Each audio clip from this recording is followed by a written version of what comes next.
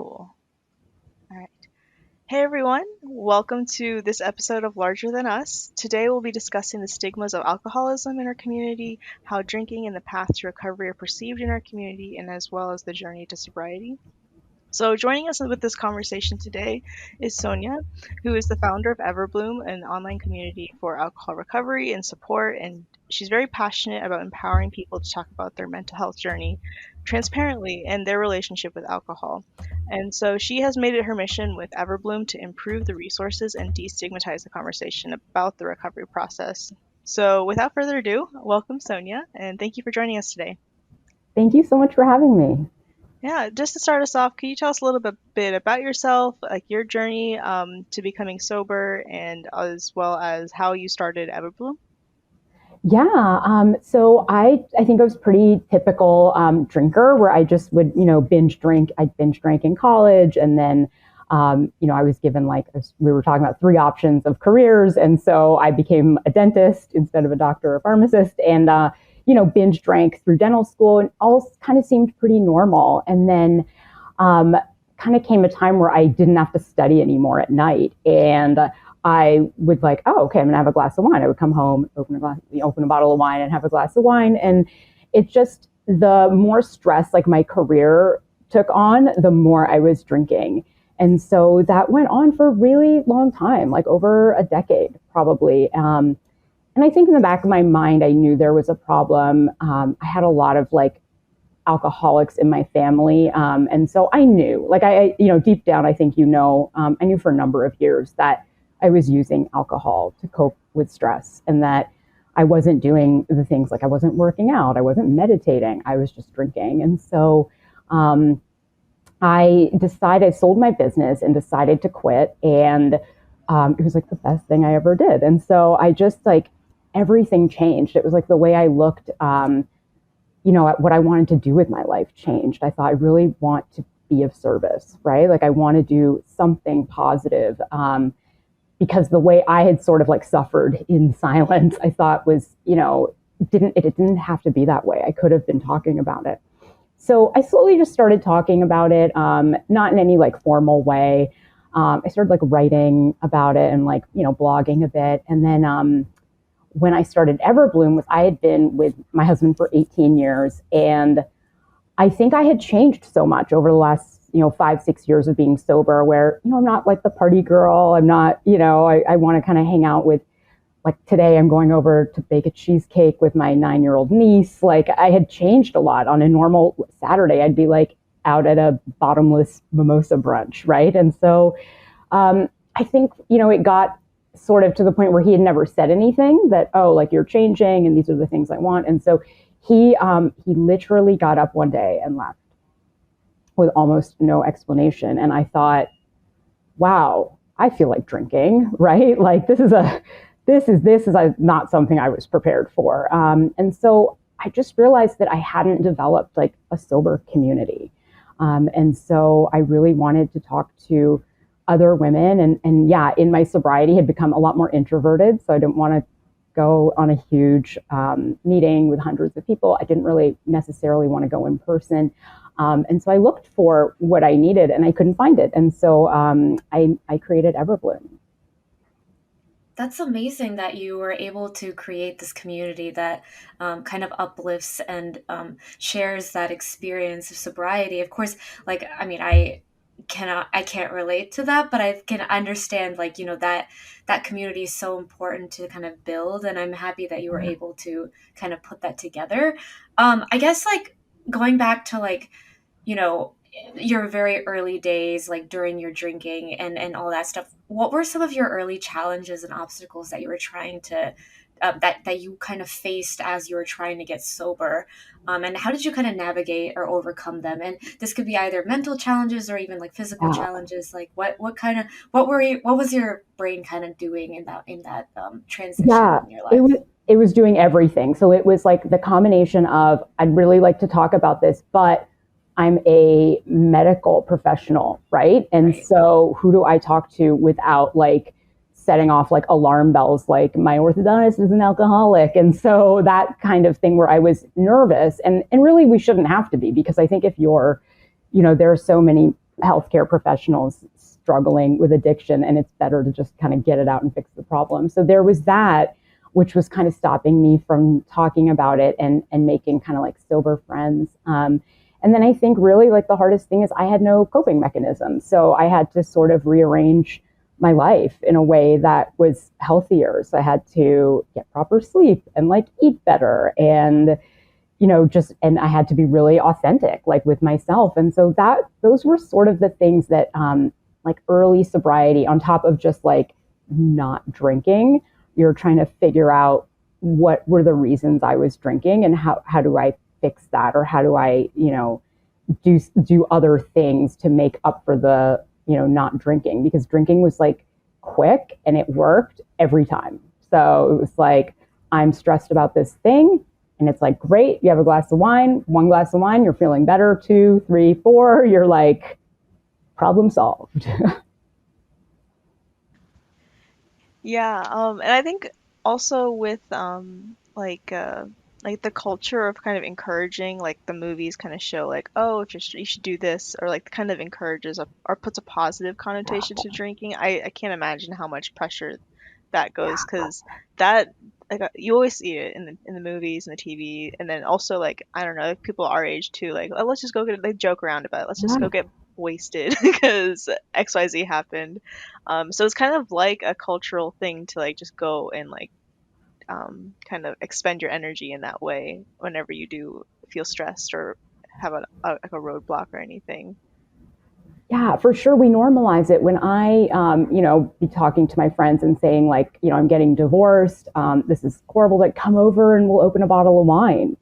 It's not, and it doesn't sound like there's nothing wrong with that necessarily, but that's sort of how, women like, in their like late 30s, early 40s, which I was at the time, that's sort of what we do, right? We get together with our girlfriends and we open a bottle of wine and we complain about our husbands or ex-husbands. And so, yeah, I remember feeling that very specifically during that time where I don't know how many of my girlfriends were like, that didn't really know I was sober, didn't know, they knew I didn't drink, but maybe they didn't know the reason why. I would be like, just come over and we'll just, we'll talk about it over a bottle of wine.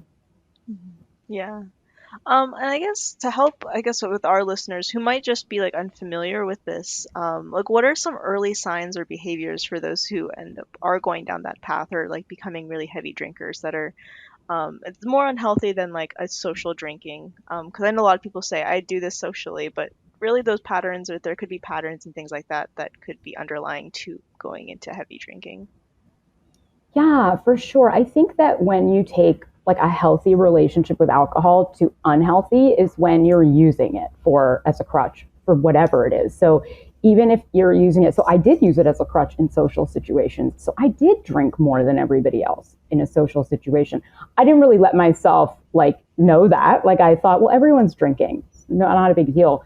But I had a really, really, really like debilitating hangover the next day, and I don't know if everyone else did. And so I think that as soon as you realize you're using it to solve some problem or you're leaning on it, um, each time you're like kind of encountering the same type, like if you have a relationship problem and every time you get into an argument with your spouse, you find yourself drinking, or every time, different things like you have work stress, you find yourself drinking. So I think it's looking at letting yourself see the patterns in your life. Yeah, I think that's really important just because, especially, speaking at least from our perspective, we're in our early 20s. There's a lot of, outside pressures to kind of lean on that and use that as a crutch, not because we don't know how to talk about like not because we don't know how to deal with certain things that we're going through, but it just feels like an easy sort of fix or like a band-aid sort of. It's just a nice thing to have for a little bit, Yeah. while you're kind of in that initial phase and then kind of go through. So I guess kind of going off that a little bit, what are some cultural things in American and South Asian culture that aren't really inclusive for sober curious or sober Yeah. people? What are some outside pressures that people who are trying to be sober feel, in everyday life in different situations? Yeah, I think American culture, I think that we're all kind of familiar with that, right? Like, I think we all know like the happy hour, the like bachelorette parties, the like, there's so many events in like American culture that are just so alcohol centric. And then, with South Asian culture, there's such a stigma to admitting anything about an addiction, because I think, one, you're admitting you have an addiction, but it implies there's a mental health issue, right? Like, I think underlying an addiction is usually something. It doesn't have to be something, extreme. It could just be like depression, anxiety. But I think it is saying like, I have a problem. And I think we're not used to saying that. And I found it really tough to tell my family that I was not drinking. And then when I would tell them, they would think, oh, like it's for health reasons or something. Like they wouldn't really, no one really wanted to grab onto that reason. And so, and even though my brother had struggled with alcohol and was sober, I felt like, and my brother was great about it. He was, very supportive and understood. But I feel like the extended family, even my parents, never really wanted to say the word alcoholic or the word addiction. I think it just, and then it's, also if they admit that about me, they've got to look at like the 95 uncles at the last wedding and be like, those guys have a problem, like it opens up like a can of worms of like, who has a healthy relationship with alcohol? And then, where do you kind of like draw the line with like judging people around you? And you guys know too, like all Indians care about is what other people think, right? And so there's such a like big part of the community is like, what are people going to think? And so I remember going to like a party with my parents, and they were like, just pour a glass of wine and keep it in front of you. And I was like, I don't drink. Like, why would I do that? Like, just leave it there. Just so so almost like it would look like I was sort of like engaging in this party more. But yeah, I think that there's so many like nuances of like South Asian culture that make admitting that you have a problem with alcohol, especially because not a lot of drugs, I think, in our culture. I think there's really heavy drinking. It's super normalized. So I think, Yeah, I feel like both cultures is very polarizing. Like in American culture, it's very like accepted or easy. Like no one really questions when you like want to start drinking or like just want to go into it. And then in South Asian culture, it's like, especially when you start out, no one really tells you, or like it could be like in your experience where like everybody's doing it around you and just no one's really talking about how it's not healthy. And so I think it's super interesting in coming from our background of being South Asian American, because those types of struggles of outside of the like identity is like you want to be accepted in like your social settings and like here where we grow up, but also you want to just fit in with the social settings of like South Asian community, like parties and weddings and stuff. Yeah. And I was okay, go gonna, ahead. sorry, not to cut you off. I'm so Go sorry. ahead. No, but I was kind of going on. It's interesting because you say that like, I feel like you had such a like different upbringing in terms of like your relationship to alcohol when you were growing up. I feel like me and Keerthi, like we're part of the same like similar friend group, whatever. But I feel like we had almost the opposite experience where everyone was very, very against alcohol and very, very like, we weren't taught a lot of these kind of things, and then we ended up going to college and being like, oh, I don't know anything of what other people are saying about this, but I don't know, I don't have the language to understand any of this, but now I'm being told that this is something that I need to be good at. So it's like this like odd, it's like going back, it's like an odd transition.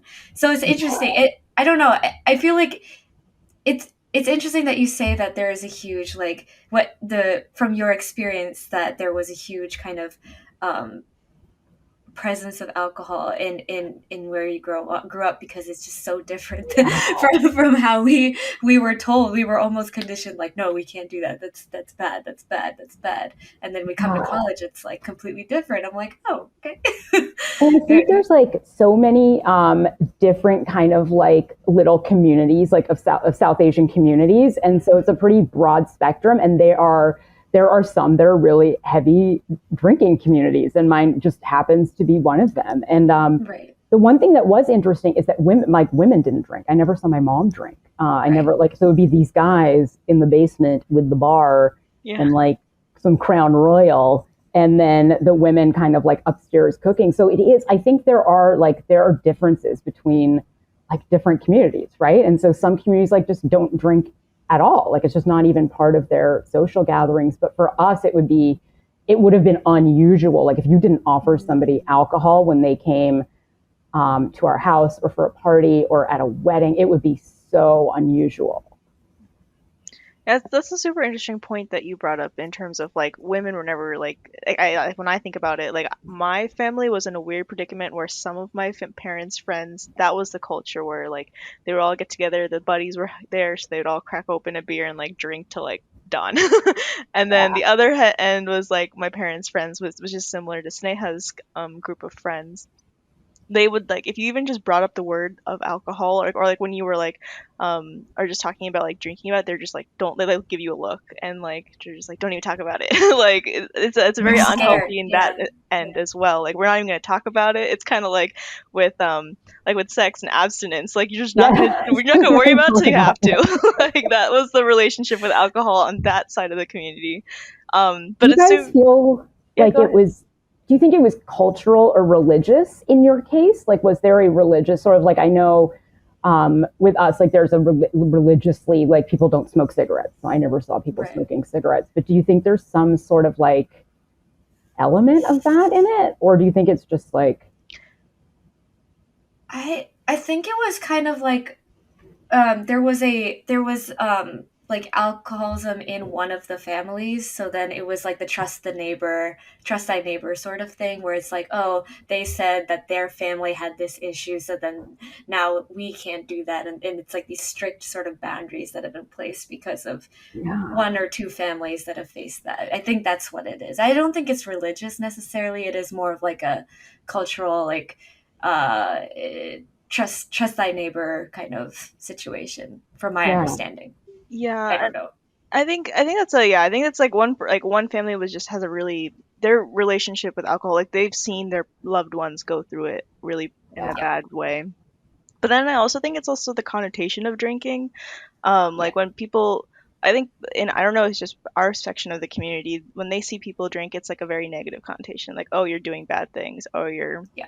you're going down a really bad path. So like that's why uh, they just don't want to talk about it at all. Like, or just keep it to the corner, which is really bad because I know there's other like communities. I think our age when we were going into college, a lot of people were just raised with like, you're not even gonna like ask us about liquor, you're not even gonna ask us about this, and then they go to college and it's so easily accessible that they're like, yeah, oh, finally the hidden treasure that I can never open, like I can finally use it yeah, without any like parental control, obviously, because you're in college. So I have seen like people be very unhealthy with alcohol very quickly. Like they would be like taking 20 shots a night, and I'm like, that is like yeah, you're gonna go to the hospital if you do that. Like that. It was like not even talking about it, taking 20 shots a night. That was like the 180 flip with some people. Personally, for me, my dad drinks in a social setting, so like at weddings or like if we go to a nice restaurant. So for me, I've grown up with like seeing him with a glass of wine or something like that. So to me, it was a little bit more normalized in the sense of like it's not a big deal. It wasn't like something a treasure to reach when you yeah, finally can have it. So it was, I think, but that was just really interesting. I was thinking like how we're like prepped, I think is very different in our community versus American culture is very normalized. Like, oh yeah, my dad drinks. Like that's how it is. And then in South Asian, it's like you have to chase it or like it's something that's yeah. like a reward when you're like 21, which is I don't know if that was similar in your experience growing up or if that was just maybe our community. Yeah, I mean, I grew up in Canada, so the drinking age was like a little bit lower, but at no point would I have said to my parents like I'd like a drink, and they would have been okay. Like there was like absolutely not. This was something that older men did, and it was not even something for me to like think about or talk about. So really similar, right, to you guys, where it was like, don't even ask about this. Like, don't. We're not going to talk about it. Like there was, and they weren't like the kind of glass of wine. At dinner types. They were really like go all out at a party type. So it wasn't normalized. Like I never saw healthy drinking. I saw either like no drinking or like the 20 shots a night drinking.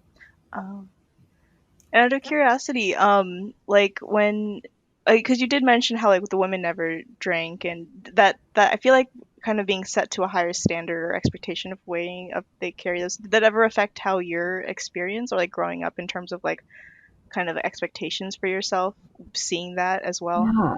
Yeah, it really, like, I think that I saw men functioning very low functioning alcoholics, right? And so they were getting in fights, they were loud. And so I knew I didn't want to be like that. And so I was always pretty, controlled, like even though I was drinking a lot, I was still like, I wasn't acting out. I didn't have a ton of consequences. I think also because I kind of had like guardrails like a little bit for myself. It was like, well, I have to be at work at, 8 a.m. And so I'm going to stop drinking at this time. Or, yeah, I think I had some guardrails the whole time. It was either school or work. And yeah, I think that I was almost proud of the fact that I was so high functioning, right? And that I was still so fun. And yeah, and then I think that's easy also to ignore having a problem because it's like I'm graduating, I'm, starting business, I'm getting married, I'm buying a house. Like how could I have an alcohol problem?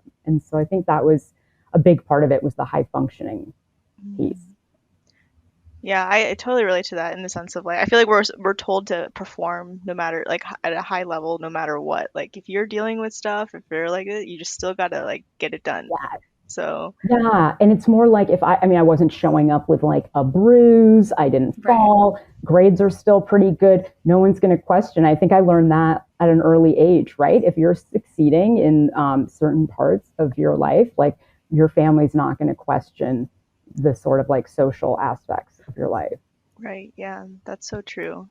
Um, I know hopefully we're not switching gears a little bit, but like I think in general, could you share with us a little bit about your relationship with your hyphenated identity, and like growing up, how you felt being Indian American, South Asian American, just to kind of give the Yeah. viewers that perspective as well. Yeah, and I think like I'm so curious what you guys think too because I think it is really generational. And so I'm, in my mid 40s and I think that so my parents came from India in the 60s, right? And so there was no celebration of the culture. Like they assimilated quick. And we didn't really openly practice religion or even openly kind of practice the culture. Like we ate Indian food at home, but we weren't really I don't know how to explain. I wasn't so proud of being Indian. It was more like a try to fit in the best you can. And then there's this like other part of your identity. And I think it's not like that as much more. I think like anymore. I think we really celebrate those differences. So for me, it was just like a sense of not fitting in by being just like all I knew is that I was slightly darker. Right. That's all I knew. Why are all the other like what's one of these blonde hair, blue eyed girls? Like what happened?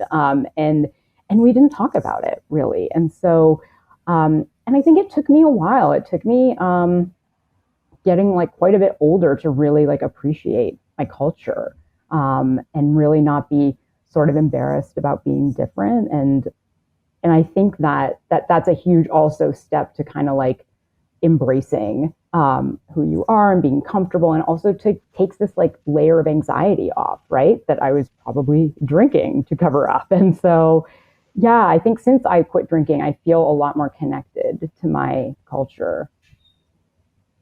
No, that's really great that you were able to kind of um, find yourself with your sobriety almost. Yeah. And I think that's really important.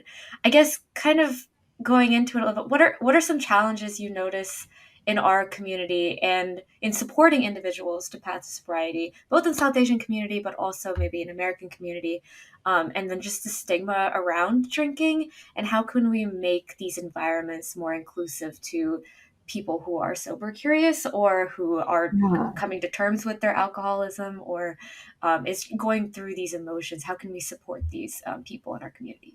Yeah, I think for me, like I'm really connected to the idea of community and support, and especially for women.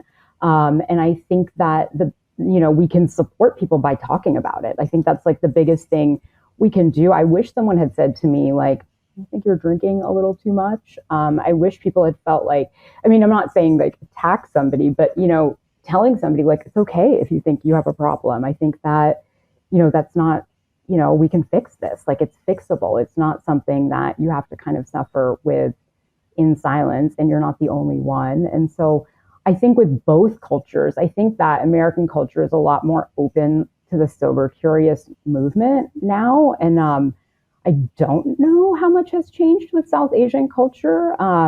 It doesn't seem like a ton has changed. I still don't see a ton of people talking about like mental health and addiction in our culture. But I think that, I think what you guys are doing is helping. I think all this like talking about it and normalizing it.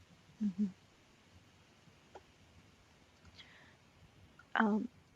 Sneha, we'll probably skip the next question just because we kind of covered it. Oh, okay. Yeah. So okay, cool. Sorry.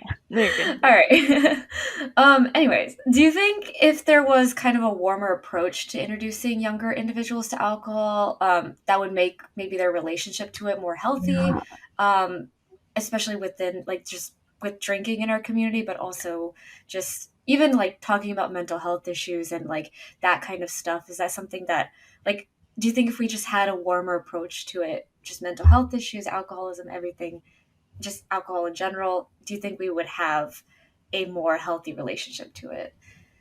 Yeah, I have like conflicted feelings about it. I feel like for sure we should have a warmer approach to mental health, right? And for sure we should say, look, this is normal to have, these feelings, and it's okay to get help for them. I think for me with, alcohol and even drugs, it's tough because I never had a healthy relationship. And I don't know if anything could have ever changed that, if having that kind of like warm approach, like seeing people have one glass of wine at a dinner, I don't know if that would have changed it. And then it's interesting because I have teenage nieces, and I am nuts with them. I'm like, don't drink, you can't drink. Like, I try to sort of explain to them, what happens when you start to use alcohol as a crutch, and you start to use it, especially in social situations, and how you don't really develop your identity as much when you're using it. So I don't, I kind of like wish I was more open to like encouraging them to develop a healthy relationship with alcohol.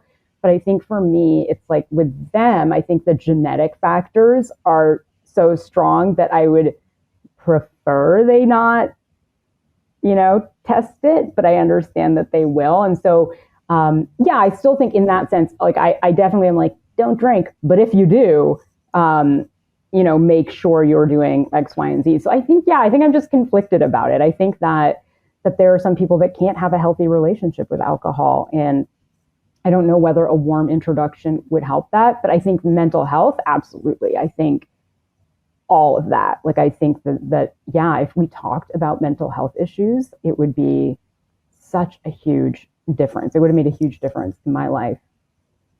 Yeah, I was gonna say I feel like mental health is definitely a huge trigger for turning to alcoholism, just because, especially when we're told by our community from a very young age, and even just in general, like regardless of how that came about, we're told that we need to cover it up. We have to be perfect. We have to be good. We have to, and I think it's that suppression of that suppression can lead to, turning to other things to numb the pain, to use it to calm things down in your head. And I think just doing that more and more and more, it can lead to something bigger.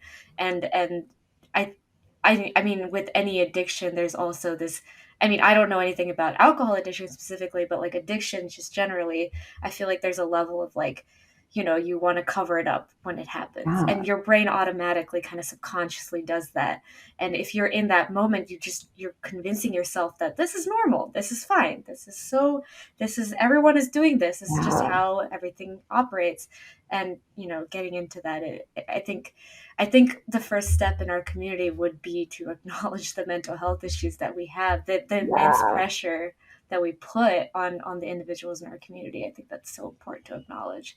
So I completely agree. I think there's like the immigrant experience is sort of informing it. So, my dad walked however many miles to school without shoes, and you're going to be like, I think I have some anxiety. He'd be like, what are you talking about? You gotta be kidding. Like, I had like $3 when I moved here. And so I think that there's this sort of like comparison between like what they consider almost like a man-made problem, right? Like, what do you mean you're depressed? Just stop it. Like, or what do you mean you have a problem with alcohol? Just stop drinking. What's the big deal? Because I think that the things that they've struggled with seem so much bigger, right? Like so much more related to like getting through the day.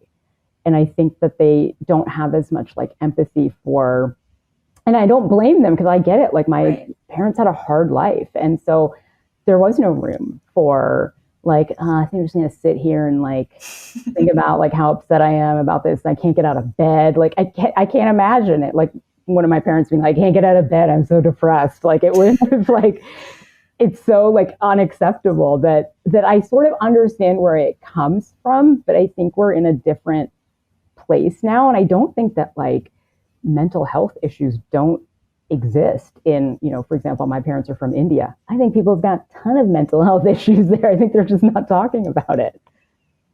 Right, we've sort of like evolved, which is a good thing and a hard thing to understand because like when you see like it's really interesting because people immigrate to make sure that the next generation has a better life, and then when they actually have the better life, they're like, well, why? What are your struggles? Don't mean anything. Like they'll like some people would just be like, oh, my struggles were like this much, and yours, this is nothing compared to me. It's like, well, that's the whole point. You immigrated, right? Like you wanted us to take that next step.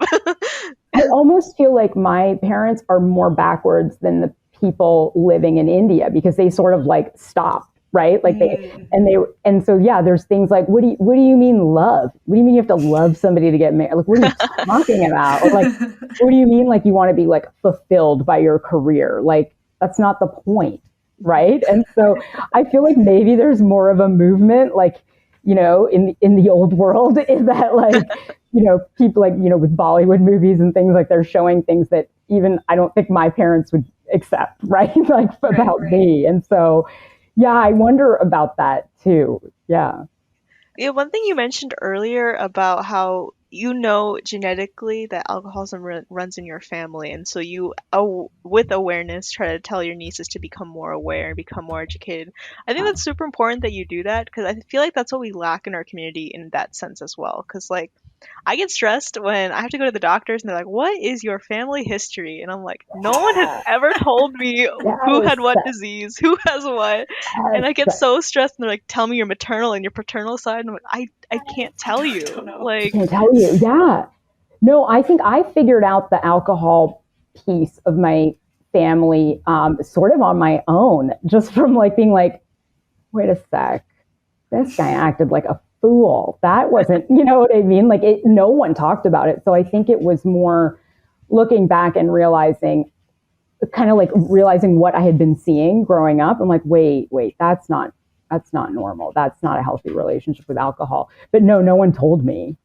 No one admits it. But I totally agree. I also think with the maternal paternal side, like medical history stuff, I also think people died earlier, right? So like one of my grandmothers died in a bus accident in India and at 30 something. And so, or died in childbirth. And so I think we don't know what genetically we're predisposed to sometimes. Yeah, and it's really interesting though, like when I think this also goes with mental health, but like when my parents told me like diabetes runs in the family, they're like extra aware, like you better not be eating sugar. They'll like text me like every once in a while, like, make sure you're eating healthy, and it helps us become more aware. But when it comes to like, oh, maybe like history of people having like depression or alcoholism, and like in your case, or like even like with pregnancies, like postnatal depression, like I'm sure that is generational for some women, but no one talks about those types of medical history, but I think we need to start being more open about it. Like, yes, I did have depression when after I gave birth, or I did like have to go get therapy. I did take medicine to help with my anxiety. I think that would help a lot more. I think it would too. I think it goes back to the same kind of like, you should be so grateful you had a baby. What are you depressed about? And it's like, yeah, but these are like, there's definitely things behind it, right? Like with postpartum depression. And yeah, I remember even my parents being like, I remember I was so busy and my business was doing well. And they're like, what are you depressed about? Like, this is like, there's nothing to be depressed about here. And yeah, I think we do sort of like brush things under the rug. I think in those situations too, I think people forget that sometimes mental health is also hormonal. It's not controlled by you. Yeah. Like Yeah. that's not something, you know what I mean? Like there's like mental health that's caused by trauma and things that you have to deal with. But then there's also like a chemical thing going on in your body and that's like intangible to you, but like like it's like I'm not pretending. It's not fake. Like it's not I think you're it's so a right thing. about like the trauma. I think that when you say something to like your family, like I'm depressed, they're like, "Well, I didn't do anything to you. Yeah, Like, what do exactly. you?" And it's like, no, it may not have even, it may not be trauma based, right? And not everything is trauma based, but I think there is this sense of like, I did everything I could, and you're still depressed, you have an alcohol problem, you have like, Right, right. these issues. And I think that, yeah, I think there is some sort of feeling of like that they're being blamed for something when it's not. They're not. You're not being blamed. Mhm. You did a Right. great job. You tried your best.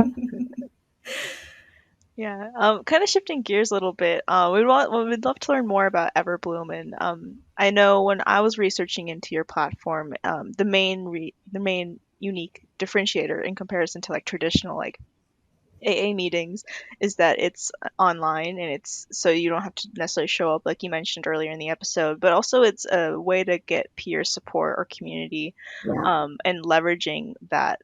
So can you share with us a little bit about why that is super important in the recovery process and how your platform fills any of those gaps with that the current resources Yeah. don't necessarily support for those who want to become sober? Yeah, for sure. So I noticed what I was going through my divorce, and I noticed like I would have all these bizarre feelings. Like I would get an email from the lawyer of, his last name versus like my last name. And it was physically painful. And I remember saying it to one of my sister-in-laws who was divorced. And I'm like, it hurts every time I get an email. And she's like, yeah, it does. That's how it feels. And I was like, that's all I need to hear, is that what I'm going through is normal. And so I thought, this relates so much to when I was, and even now about like alcohol, it's like I kind of feel like having a drink. And it's okay for someone to be like, yeah, that's what it feels like when something really bad happens. You feel like having a drink. And so, yeah, what I really wanted to is to create some consistency in the relationships, because I noticed that the most sort of comfort I got was from people that I had an existing relationship with. And so the normal model of alcohol recovery and drug addiction recovery is a drop-in model. And so here's the list of meetings, come whenever you feel like it, which is great. I think we need that. I think we need, like, you're having a bad day, there's a meeting at 2:00, jump in. But I think we also need where you like a group of people where you don't have to explain your story every time, they sort of know. Like, for example, with me, I don't want to go to a meeting and then every time be like, and my husband left and blah, blah, blah. And like, but with people that already sort of know your backstory. And so that's what we're trying to create, is these sort of like little pods almost of, women that really know each other. And so when things come up, that they know what their reactions are going to be. They know how to help each other like a friend, right? And luckily in this case, the sort of background is they all are struggling with alcohol. And so I think that's a big difference. Another big difference is we don't stigmatize like a slip, right? So and we also realize like that quitting drinking isn't everyone's goal, and not everyone wants to be labeled an alcoholic. And so there's so many different types of kind of problem drinking that isn't sort of addressed in what's out there right now. So you can't go to AA and be like, I had a glass of wine this weekend. They'd be like, that's a huge catastrophe. Like, what do you mean? You have to go back to the first step. We got to start this all over again. You're back on day one. And we don't really subscribe to that philosophy. I think that if your goal is to have a healthier relationship with alcohol, having 20 days of the month where you didn't drink, if that's a success. Like that, like we need to kind of realize like what we need to redefine what like a success is. And so, yeah, that's sort of what we're trying to do, is, create this sort of closeness that where you're not judging each other, where you sort of understand where people are coming from, and everyone has a different goal. It's okay to be like, the goal to be, look, I can never drink again. That's mine, right? I can never, my goal is not to be able to have a drink in a year from now or 2 years. It's not, I know myself well enough that that's not something that's going to work. And so, but everyone deserves to be able to figure that out for themselves. Yeah, you're creating Yeah, I like a think safe space to be able to make mistakes or kind of stumble if you need to, which I feel like is a better than setting up the expectation that like you're never gonna make a mistake going forward or try not to. Yeah. Yeah, yeah, and I think too, especially as women too, like we have other pressures, right? And so the pressure to kind of be perfect or to do it exactly right the first time is, I think if we remove that, I think people have an easier time because pressure is also one of the reasons we drink, right? So if you put pressure on your quitting, it's like, what's the point? right. You have to reward the wins and instead Yeah, of, punish the losses, which is not yeah. great. Yeah.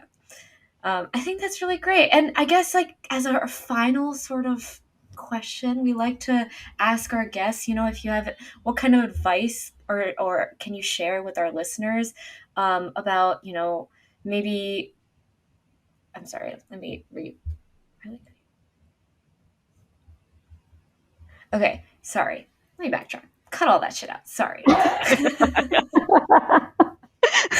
It's been a the brain is all over the place right now. Don't worry about it. For our listeners, can you just share some advice that you might have if they might be going through any sort of drinking or alcoholism or going through trying to be sober, or if they know someone who's trying to be sober and is going through that transition? Do you have any advice for these individuals and to help them or help their friends? Yeah, for sure. I think if you're going through it and you think you might have an issue with alcohol, you probably do, right? And I think that we all deep down know when there's an issue. And I would say, like, listen to that inner voice that's telling you that your life is not as amazing as it could be, right? And think about your life without alcohol. And I think, for someone that's kind of noticing somebody with a problem, I think that, saying something gently is probably the best thing. You might save somebody's life.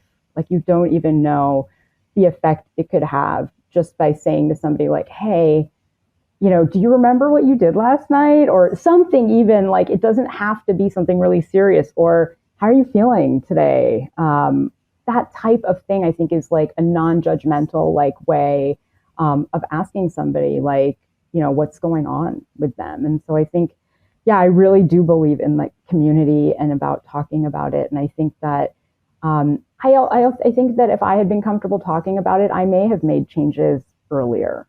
And also, I think that we need to kind of realize that high functioning in like career does not mean you don't have a problem with substances. So I think that's the kind of like facade. And I think that you have to kind of say to yourself, I get it. Things look good from the outside, but then why do I feel this need to like drink when I get home? Or why do I feel the need to drink in a social situation? So that's my advice.